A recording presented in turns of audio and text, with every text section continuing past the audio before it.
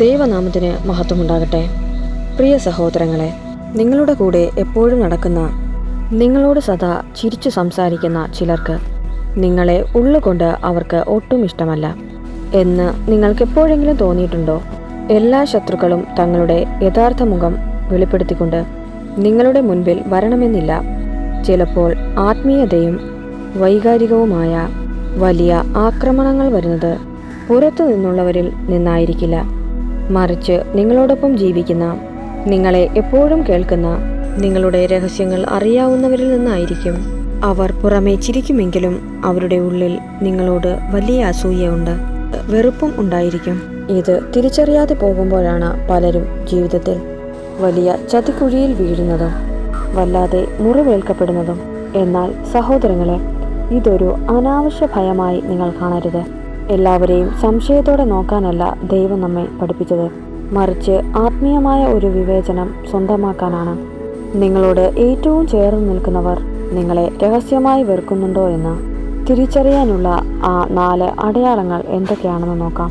ഈ അടയാളങ്ങളെ വളരെ വ്യക്തമായി ബൈബിളിൻ്റെ വെളിച്ചത്തിൽ ഞാൻ നിങ്ങൾക്ക് വെളിപ്പെടുത്തി തരാം. നിങ്ങളുടെ സമാധാനത്തെയും കുടുംബത്തെയും പല വലിയ തകർച്ചകളിൽ നിന്നും രക്ഷിക്കാൻ പോകുന്ന ഈ വീഡിയോ മുഴുവനായും വളരെ ശ്രദ്ധയോടെ കേൾക്കുക.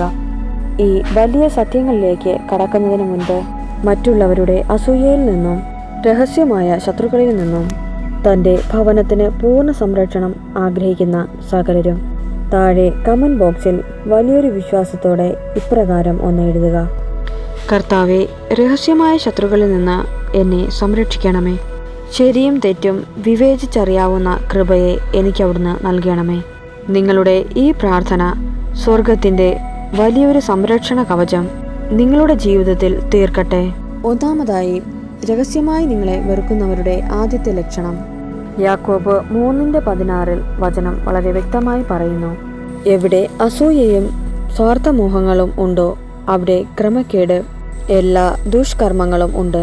ചില ആളുകൾക്ക് നിങ്ങൾ എപ്പോഴും സങ്കടപ്പെട്ടിരിക്കുന്നതും പ്രതിസന്ധികളിലൂടെ കടന്നു പോകുന്നതും കാണാനാണ് ഇഷ്ടം എന്നാണ്. നിങ്ങളുടെ തകർച്ചകളിൽ അവർ വലിയ ആശ്വാസമായി നിങ്ങളുടെ കൂടെ നിൽക്കും. കാരണം നിങ്ങൾ ദുർബലനായിരിക്കുന്നത് കാണാൻ അവർക്ക് വലിയ ഇഷ്ടമാണ്. എന്നാൽ ദൈവം നിങ്ങളെ ഉയർത്താൻ തുടങ്ങുമ്പോൾ, നിങ്ങളുടെ മുഖത്ത് സമാധാനം വിരിയുമ്പോൾ അത് അംഗീകരിക്കാൻ അവർക്ക് കഴിയില്ല. അസൂയ എന്നത് പിശാചിൻ്റെ ഏറ്റവും നിശബ്ദമായ വലിയ ആയുധമാണ്. നിങ്ങളൊരു നല്ല കാര്യം അവരോട് പങ്കുവെക്കുമ്പോൾ ശ്രദ്ധിച്ചു നോക്കുക, അവരുടെ മുഖത്തെ ഭാവം മാറും. അവർ പെട്ടെന്ന് വിഷയം മാറ്റും. നിങ്ങളുടെ വിജയത്തെ അവർ എങ്ങനെയെങ്കിലും ചെറുതാക്കി കാണിക്കാൻ ശ്രമിക്കും.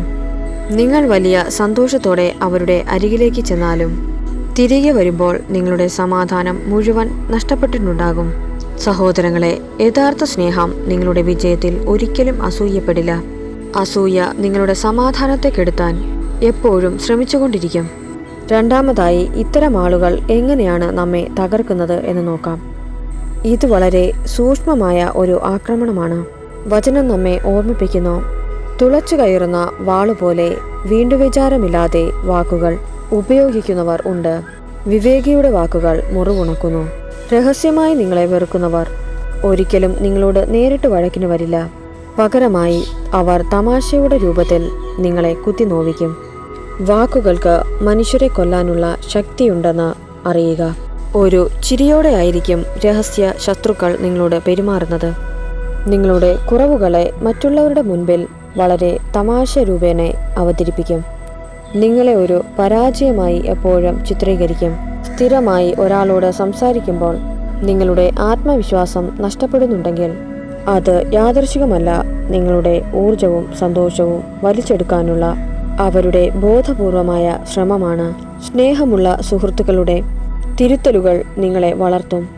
എന്നാൽ ഇത്തരം ഒളിയമ്പുകൾ നിങ്ങളെ ആത്മാവിനെ മുറിപ്പെടുത്തുമെന്നും വളരെ ശക്തമായി നമ്മെ ഓർമ്മിപ്പിക്കുന്നു. മൂന്നാമതായി, വളരെ പെട്ടെന്ന് തിരിച്ചറിയാൻ കഴിയാത്ത എന്നാൽ അങ്ങേയറ്റം അപകടകരമായ ഒരു ലക്ഷണത്തെക്കുറിച്ച് നോക്കാം. വചനം പറയുന്നു: ശത്രു മധുരമായി സംസാരിച്ചാലും കുഴിയിൽ ചാടിക്കാനായിരിക്കും അവൻ്റെ ആലോചന. അവൻ കണ്ണീരൊഴുക്കിയാലും അവസരം വരുമ്പോൾ ശമിക്കാത്ത രക്തദാഹം ഉണരും. നിങ്ങൾ ജീവിതത്തിൽ വലിയൊരു പ്രതിസന്ധിയിലൂടെയോ രോഗത്തിലൂടെയോ കടന്നു പോകുമ്പോൾ ചിലർ നിരന്തരം വിളിച്ച് നിങ്ങളോട് കാര്യങ്ങൾ തിരക്കും. നിങ്ങളുടെ തകർച്ചയുടെ ഓരോ ചെറിയ കാര്യങ്ങളും അവർ ചോദിച്ചറിയും. നിങ്ങളുടെ സകല വേദനകളും സങ്കടങ്ങളും എല്ലാവരോടും വിളിച്ചു പറയരുത്. പ്രാർത്ഥിക്കുമ്പോൾ ദൈവത്തോട് മാത്രം പറയുക. സഹോദരങ്ങളെ, ദൈവത്തിനറിയാം നിങ്ങൾ കരയുന്നത് കാണാൻ ഇഷ്ടപ്പെടുന്ന ചിലർ നിങ്ങളുടെ ചുറ്റുമുണ്ടെന്ന്. അതുകൊണ്ട് ദൈവം ആഗ്രഹിക്കുന്നത് നിങ്ങൾ അവരുടെ മുൻപിൽ കരയുന്നതല്ല. അങ്ങനെയുള്ള ചിലർ നിങ്ങളോട് സങ്കടങ്ങൾ ചോദിച്ചറിയുന്നത് നിങ്ങളെ സഹായിക്കാനല്ല, മറിച്ച് നിങ്ങൾ ഇപ്പോഴും തകർച്ചയിലാണെന്ന് കേൾക്കുമ്പോൾ സന്തോഷിക്കാനാണ്. പ്രശ്നങ്ങൾ മാറി നിങ്ങൾക്ക് സന്തോഷം ലഭിക്കുമ്പോൾ ഇവരുടെ ഈ സ്നേഹവും താല്പര്യവും പെട്ടെന്ന് ഇല്ലാതെയാകും. അതുകൊണ്ട് നിങ്ങളുടെ ഹൃദയത്തിലെ രഹസ്യങ്ങൾ എല്ലാവരുടെയും മുൻപിൽ തുറന്നു വയ്ക്കാതിരിക്കുക. നാലാമതായി, ഇതിൽ വെച്ച് ഏറ്റവും അപകടകരമായ ആത്മീയ ലക്ഷണം എന്താണെന്ന് നോക്കാം. ഇത് നിങ്ങളുടെ ആത്മാവിനെയാണ് ലക്ഷ്യം വയ്ക്കുന്നത്.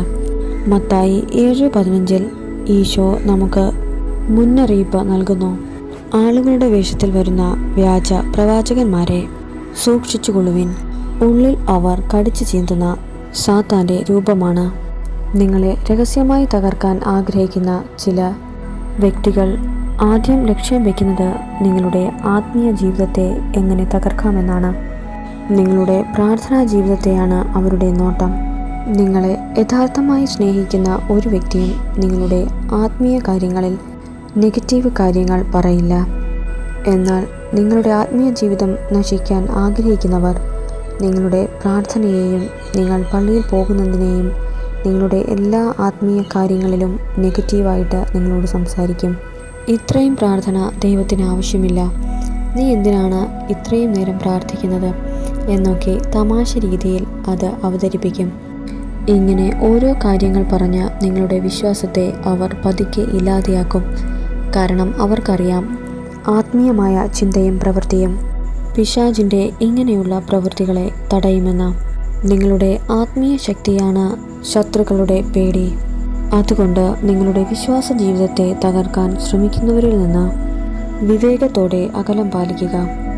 സഹോദരങ്ങളെ, ഈ പറഞ്ഞ ലക്ഷണങ്ങളിൽ ഒന്നെങ്കിലും നിങ്ങളുടെ ചുറ്റുമുള്ളവരിൽ നിന്ന് നിങ്ങൾ കാണുന്നുണ്ടെങ്കിൽ അവരോട് ദേഷ്യപ്പെടുകയോ പ്രതികാരം ചെയ്യുകയോ അല്ല ചെയ്യേണ്ടത്. സഹോദരങ്ങളെ, പ്രാർത്ഥിക്കുക, പ്രത്യാശിക്കുക, ഒന്നിനെയും കുറിച്ച് ആകുലപ്പെടാതെ ഇരിക്കുക. വിവേകത്തോടെ അവരിൽ നിന്ന് അകലം പാലിക്കുക. നിങ്ങളുടെ രഹസ്യങ്ങൾ ദൈവത്തോട് മാത്രം പറയുക. നിങ്ങളുടെ രഹസ്യങ്ങൾ സൂക്ഷിക്കുക. അവർക്കു വേണ്ടി നിരന്തരം പ്രാർത്ഥിക്കുക.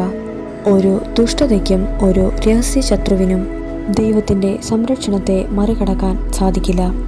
ഈ കേട്ട ഓരോ വചനങ്ങളും പ്രാർത്ഥിച്ചുകൊണ്ട് ഇന്നു മുതൽ വലിയൊരു ദൈവിക കവചത്തിൻ്റെ ബലത്തിൽ നിങ്ങൾ ജീവിക്കുവാൻ കേട്ട വചനത്താൽ നമ്മെ ഓരോരുത്തരെയും അവിടുന്ന് അനുഗ്രഹിച്ച് വഴി നടത്തി പരിപാലിക്കുമാറാകട്ടെ. ആമേൻ.